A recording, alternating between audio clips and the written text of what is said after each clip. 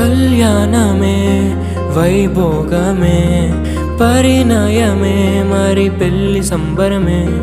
అందాల వరుడు పరిశుద్ధుడు చక్కని వధువు కన్యాకు అందాల వరుడు పరిశుద్ధుడు చక్కని వధువు కన్యాకు జరిగే పరిశుద్ధ వివాహమే పెరిగే నిరంతర సంతోషమే జరిగే పరిశుద్ధ వివాహమే పెరిగే నిరంతర సంతోషమే